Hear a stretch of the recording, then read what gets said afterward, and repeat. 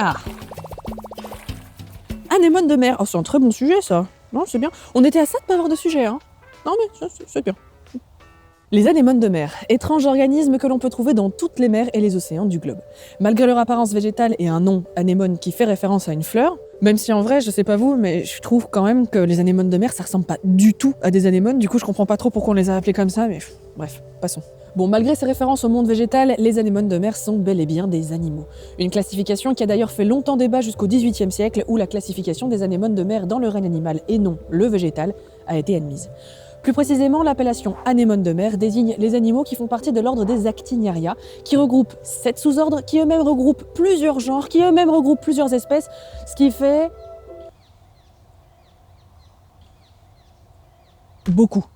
beaucoup d'espèces. Même si leur taille, leur forme, leur couleur peuvent varier selon les espèces, grossièrement leur anatomie reste à peu près la même. Un cylindre, un disque pédale, le tout surmonté par des tentacules. Une morphologie qui n'est pas sans rappeler les méduses. Vous voyez pas le rapport ? Je comprends, ça saute pas aux yeux. En effet, quand on dit méduse, on pense tout de suite à ça. Mais on oublie qu'en réalité, ces animaux passent par différents stades de développement au cours de leur vie. Et en fait, méduse, c'est leur appellation commune, mais c'est surtout le nom de leur dernier stade de développement. Avant cela, il y a le stade planula, qui va ensuite se fixer sur un support pour passer au stade polype, puis le stade strobile, le stade éphyra, qui ensuite donnera le stade méduse. Mais du coup, j'attire votre attention sur le stade polype, qui n'existe pas chez toutes les espèces de méduses, mais arrêtons-nous dessus quand même. Ça vous rappelle rien ? Ouais, là c'est plus clair. Pourquoi je vous parle de ça ? Déjà parce que le cycle de vie des méduses c'est hyper intéressant, que c'est mon épisode et que je fais ce que je veux, mais surtout parce que, en fait, les anémones font partie du même embranchement que les méduses, à savoir celui des cnidaires, auxquels appartiennent aussi, entre autres, les coraux. Alors attention, je suis pas en train de dire que les anémones qui ont donc une forme de polype ne sont pas finies par rapport aux méduses, qui elles ont encore d'autres étapes dans leur cycle de vie avant d'arriver à la forme mobile appelée méduse. Non, je vous épargne les explications parce que la classification du vivant et l'évolution c'est un sacré casse-tête, mais en gros les anémones, avec leur forme de polype, ne sont pas moins bien, moins finies que les méduses, c'est juste qu'en termes de processus évolutif, ces organismes sont allés dans le même sens à un moment donné, une sorte de tronc commun, et après, elles ont pris des routes différentes. Bon, maintenant que ça c'est dit, la forme polype des anémones sous-entend que ces animaux sont sédentaires. En effet, avec leurs pieds, ils s'ancrent dans le sable ou se fixent à une surface plus rigide par adhésion. Mais ce n'est pas pour autant qu'ils ne peuvent pas se déplacer. Certaines anémones se déplacent sur le fond par glissement et d'autres peuvent carrément se détacher brusquement de leur support et nager si un danger pointe le bout de son nez. Enfin, elles nagent, elles se dandinent plutôt. Bon, le danger qui peut mener à cette danse gracieuse, ça peut être un prédateur par exemple qui voudrait se faire une petite fricassée de tentacules. Il y a en réalité assez peu de gourmets qui voudraient goûter à un tel plat, mais parmi les rares prédateurs connus des anémones de mer, on compte les tortues de mer et certains mollusques comme l'éolidière à papilles. Les prédateurs ne se bousculent pas des masses au portillon, sûrement parce que le plat pique un petit peu. En effet, les anémones ont un système de défense plutôt efficace. Déjà, certaines espèces ont la capacité de projeter des filaments urticants appelés acontis. Mais au-delà de ça, leurs tentacules sont urticants, et ce de manière plus ou moins forte selon les espèces. Pour vous donner une idée de la puissance de ce pouvoir urticant, sachez que seules quelques espèces sont douloureuses pour l'humain. Mais bon, je serais vous, je tenterai pas l'expérience. Le pouvoir urticant de leurs tentacules, les anémones de mer le doivent à des cellules spécifiques, des cnidocytes, qui ont un mécanisme très élaboré et laborieux à expliquer ici. Désolé, on n'a pas le temps et puis il faudra un épisode entier pour faire le tour de ce sujet. Mais en gros, ce sont des cellules à usage unique qui ne cessent de se renouveler tout au long de la vie de l'animal et qui, quand il est déclenché, va littéralement tirer un petit harpon qui va se ficher dans l'élément perturbateur et va libérer son venin. Soit ce mécanisme redoutable peut mettre en déroute un éventuel prédateur, soit l'animal qui a déclenché le mécanisme est le futur repas de notre cnidaire.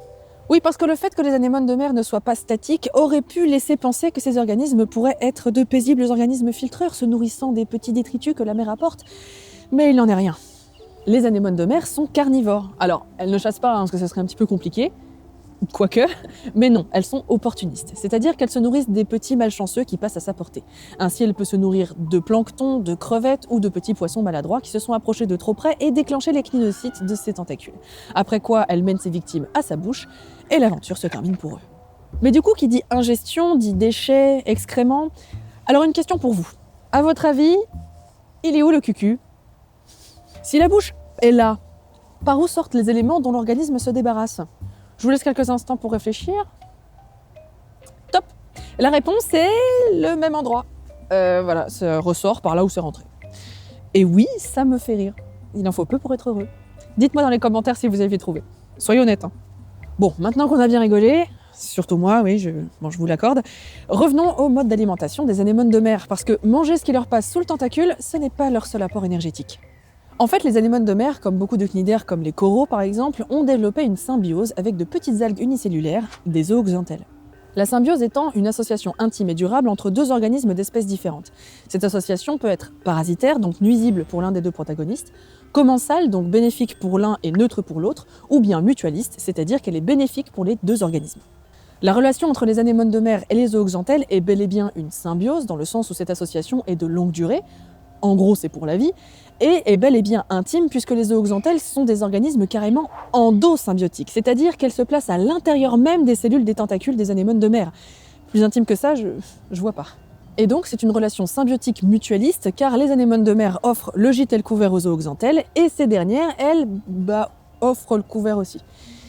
Je m'explique. Les zooxanthelles sont des algues unicellulaires qui font de la photosynthèse. Donc quand je dis que les anémones de mer offrent le gîte et le couvert, elles offrent en fait une position avantageuse pour l'accès à la lumière et au CO2, les deux ingrédients indispensables à la photosynthèse, mais aussi un milieu favorable à leur développement, et en échange, les algues pourvoient les anémones de mer en sucre, dioxygène et autres produits biologiques issus de leur propre métabolisme. Une relation donc très avantageuse qui en plus donne des choses plutôt jolies puisque ce sont les pigments photosynthétiques des algues unicellulaires qui donnent leur couleur aux tentacules des anémones de mer. Une relation donc précieuse pour les anémones de mer qui... j'en peux plus de tout le temps revenir à ce sujet, mais bon écoutez, voilà, il faut voir les choses en face. Donc je disais, une relation qui est menacée par le dérèglement climatique. En effet, les anémones de mer ont le même problème que les espèces de coraux, à savoir le blanchiment. Alors non pas qu'ils se soient fait avoir par le placement de produits un peu douteux d'une star de télé-réalité sur Instagram, je suis pas sûre que tout le monde l'a celle-là. Non, évidemment, c'est pas ça, c'est juste qu'avec le changement climatique viennent de nombreux problèmes et déséquilibres que je ne préciserai pas ici, sinon on en a encore pour des heures, mais en gros, ces changements brutaux provoquent l'expulsion des zooxanthelles par les anémones de mer et les coraux, ce qui leur font donc perdre leur couleur, d'où cette histoire de blanchiment, mais qui surtout les mène à la mort.